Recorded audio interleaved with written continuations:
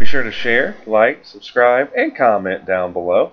Sean Hannity discusses major developments in the FISA abuse scandal. All right, major developments tonight in the massive FISA abuse scandal. We'll start there. Now we are getting one step closer to holding top-level Obama, FBI, DOJ, deep state officials accountable for what is a severe constitutional abuse. Now, they completely have shredded the Fourth Amendment rights of the American people, and people could and should end up behind bars. Now, the Attorney General, Jeff Sessions, thankfully, is now saying tonight the Department of Justice will be investigating these FISA abuses. Let's watch. We believe the Department of Justice must adhere to the highest standards in the FISA court. And yes, it will be investigated. And I think that's just the appropriate thing. The Inspector General will take that as one of the matters he'll deal with. Finally, we have been unpeeling this story for over a year, while, of course, the liberal media, they've been lying to you, obsessing over so-called Trump-Russia collusion, which is nothing more to this point than a conspiracy theory that they have created out of thin air. There's no evidence. And by the way, as for the extensive, unprecedented Obama-era FISA abuses, we now have a mountain of incontrovertible and corroborated facts and evidence. Liberal Congressman Adam Schiff's his counter memo on FISA abuses has actually confirmed everything that we have been reporting on and everything that is also in the two Republican memos on this scandal.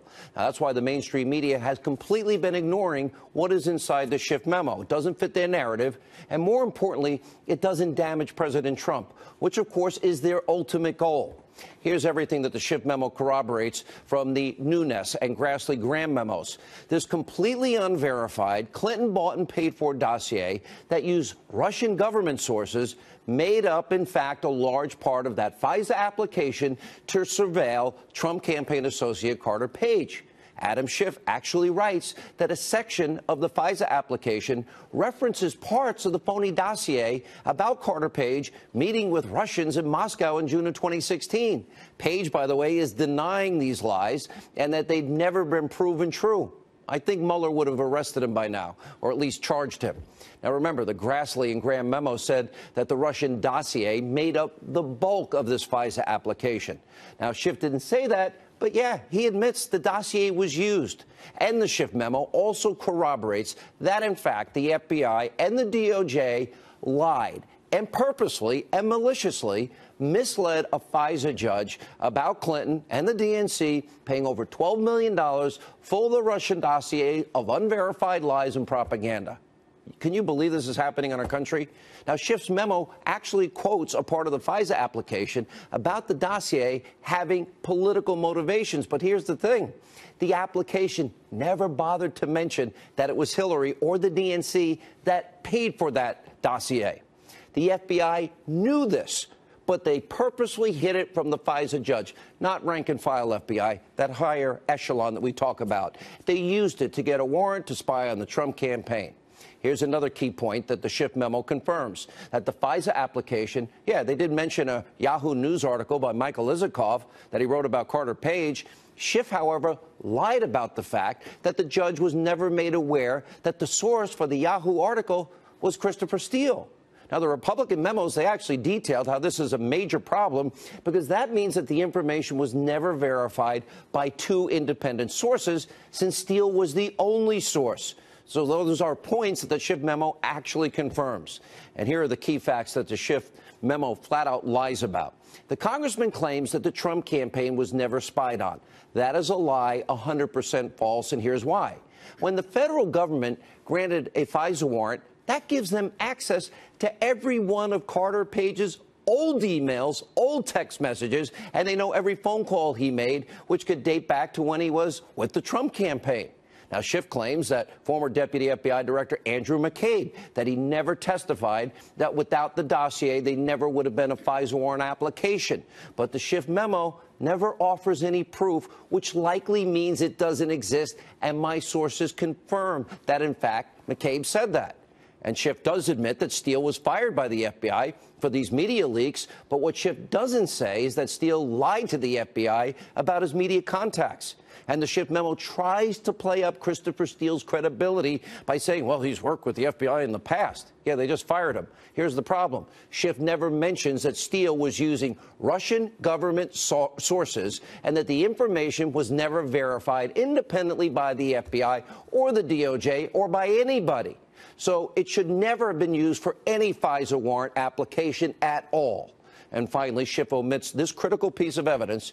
According to our reporting, the dossier put the FISA application over the top. In other words, we've been telling you that the first time they tried, it failed. The FISA application was denied. But then the dossier, well, they added that to get the help that was needed so they could, quote, get it approved. And then they lied to the judge.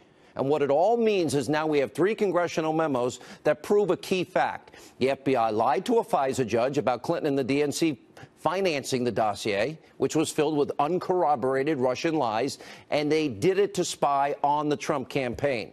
The Attorney General, Jeff Sessions, I'm glad he's moving. He needs to move quickly. Everybody involved needs to be held accountable. We need to restore the rule of law.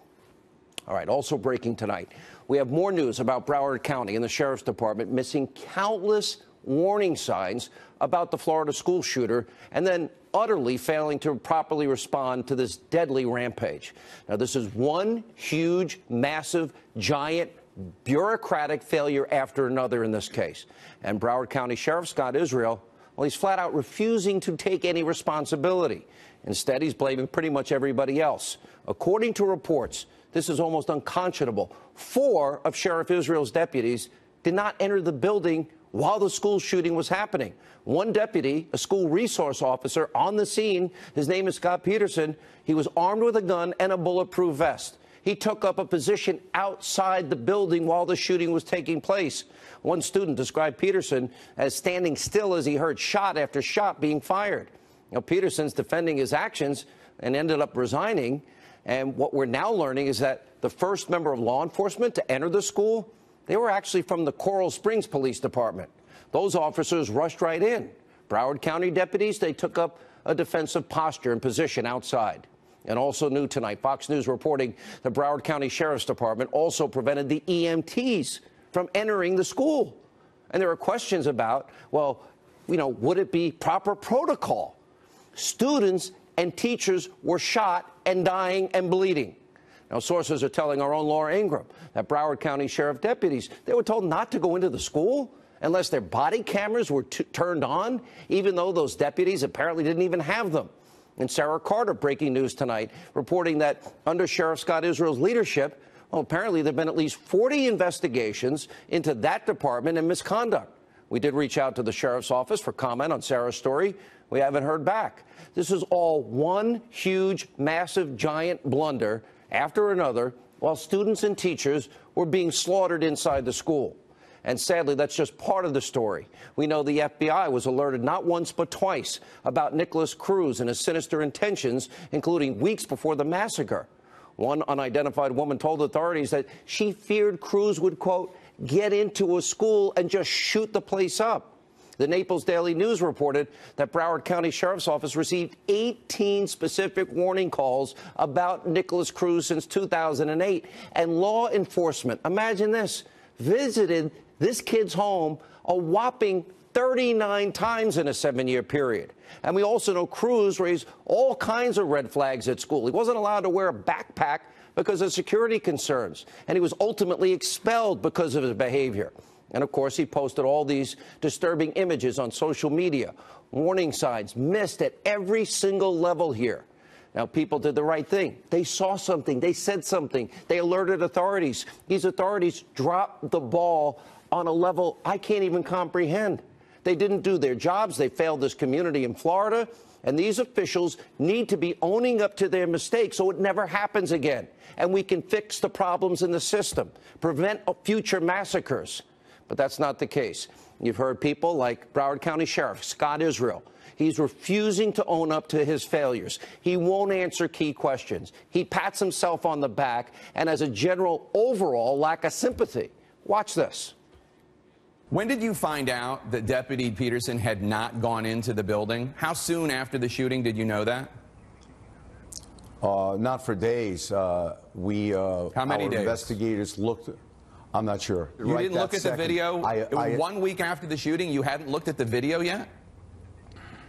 I looked at the video as soon as our investigators, it wasn't my job to look at the video, it was investigators' job to look at the video. The families were at the CNN town hall, and you could have disclosed to them. I couldn't disclose it then because there was no corroboration, Jake. I could only take responsibility for what I knew about. I exercised my due diligence. I've given amazing leadership to this agency. Amazing leadership? Will you resign?